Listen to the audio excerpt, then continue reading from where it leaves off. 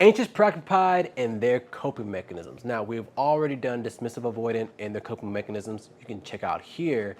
And both anxious preoccupied and dismissive avoidant are components of a bigger ideology, which is attachment theory and attachment styles. Now, attachment styles and attachment theory really comes from the understanding that you have a parent and a child. That child grows up looking up to that parent to look at all the modeling that parent does, and that child ends up emulating those behaviors. Now, that could be very adaptive and positive relationships between themselves and relationships with other people, or it could be negative relationships between themselves and other people. And we'll talk a little bit more about that a little bit later. But let me tell you a little bit about my channel. We do relationships, parenting, we do personal growth, and also looking at attachment theory. A lot of my topics that I've talked about with the relationships, parenting, and also the personal growth, I want to feed it into attachment theory because it's a good lens to be able to look at, which has really been helpful for me and a lot of other people. Hence, that's probably why there's so many channels on attachment theory. But let's go into a little bit about the anxious preoccupied and how that operates before we start looking at what the coping mechanisms are. Let's do it. Now, we've already talked about the attachment theory, and if you want to look at in more detail what attachment theory is to get more on the nits and gritty of it, you can check it out here. But today is really going to be talking about anxious preoccupied and kind of look at their views and how they become who they are.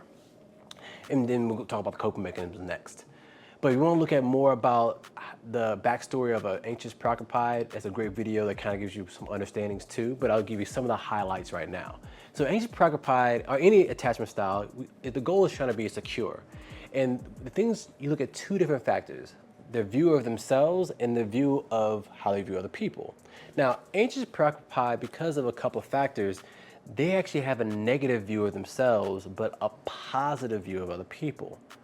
And that can happen mostly because of inconsistent parenting. Like that child doesn't really know what is going on. Like the parent comes home one day happy and loving, and the next day completely off their rocker, right?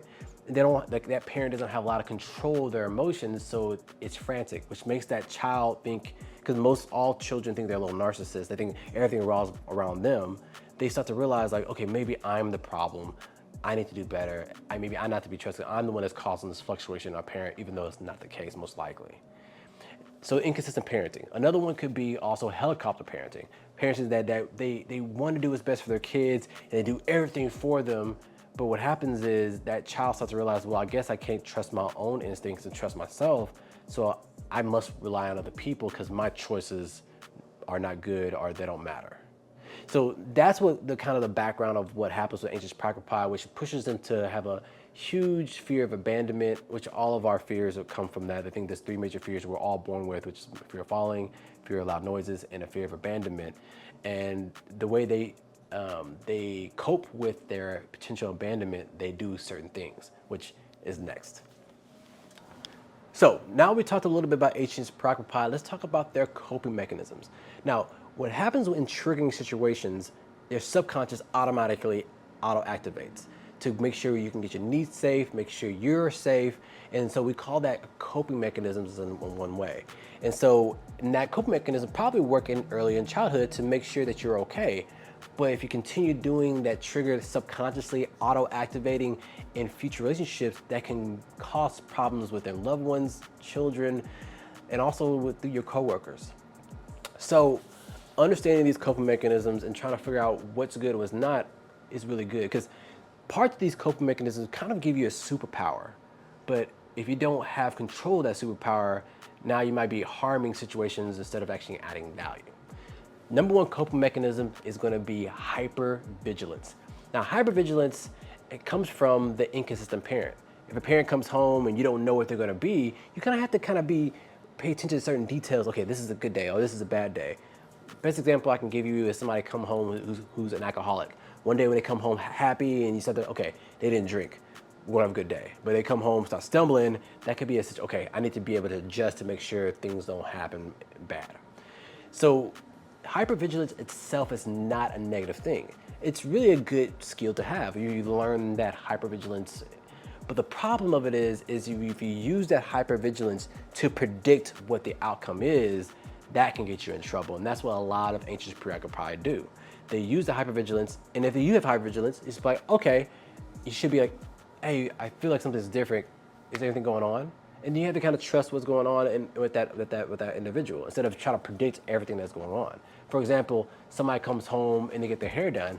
You'd be like, oh, I know you should get the hair done. That's a good hypervigilance. Negative hypervigilance is like, hey, you get your hair done. Now in your head, you get your hair done. Well, you never get your hair done like that before. Is somebody at work that you really like? Or are you talking to somebody behind my back? Then that's when it starts becoming like more, I think with Anxious Preoccupied, they kind of stick more in their head and they kind of mull things over and they start to create things in their mind and they start to believe it's true. Like that example, like a guy wakes up and gets beat up by their girlfriend because the girlfriend had a dream that the other one was cheating, things like that. Number 2 is going to be protesting behaviors. Now, protesting behaviors by itself is not bad. It's needing reassurance from an individual. Now, but the problem is if you attach protesting behaviors with high maintenance, now you need constant reassurance, high maintenance protesting behaviors. Now you're constantly trying to get like reassurance from that partner at a high clip, which can be problematic over time. Again, you gotta think about that. If an anxious preoccupied doesn't trust themselves, they're always looking for other people to validate that they're okay, but also validate that their relationship is okay. And so that can be problematic at the same time, right? So, and that can be annoying over time of people constantly trying to validate and reassure themselves if nothing's really changed. That can be annoying. Now, the rule I use for that for anxious preoccupied, what I tell them is like, if nothing's changed within a reasonable time frame, there's no reason to ask for reassurance. All right. Now, like if things don't change, they're not growing, they're not doing it at all over a period of time, then asking that could be important. But if it's like every day, but nothing's changed within that day, but if some type of behavior changes within that day, that's warranted. So and make sure you communicate that with the person you're talking to, because if they understand that, okay, if they're asking, that means they're asking because some type of behavior changed, and so they will want to understand what that behavior is, and then that's just communication.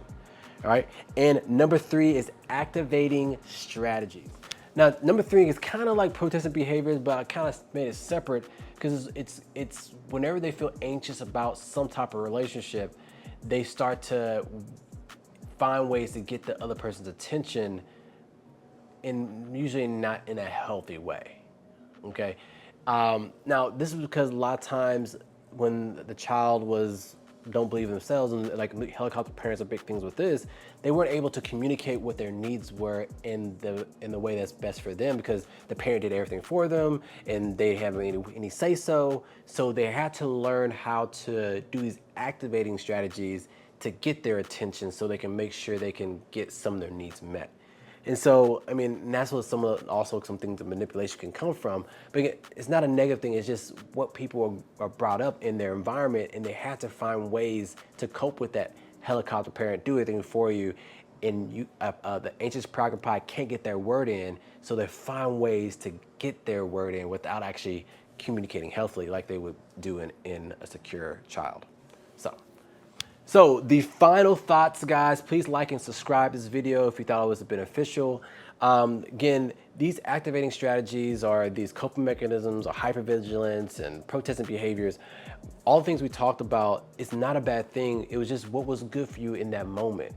The problem of it is when you're not conscious of it, what happens is it automatically plays in situations, and that causes problems when you don't have control over it. The key with this, I believe, is understanding what those strategies are and be conscious about it to a point where you start to realize, is this going to be beneficial for me and the person that I'm with, or people I'm around, or for my child, whatever the case may be, is being conscious of it, all right? And so the more that we allude to this and more that people speak in this attachment world community to make people more aware, the more they can be more conscious of their actions and constant understanding of the triggers that can affect them. And I hope this added value. And as I end all my videos, please, please, please, if you have children, slow down and tell them that you love them. Tell them that they're worthy no matter what and who they are. Because they need to hear that on a consistent basis. They don't hear it. I mean, it should be just once. It should be on a consistent basis. They need to hear it. But now that I'm thinking about it, it probably should be also with any loved one to tell them that you appreciate them, they're worthy, and that you love them. So signing off, with the coping mechanisms, with attachment, with the anxious preoccupied. Look forward to seeing you in future videos. Please comment if you see here or need or want to say anything about this video or other videos.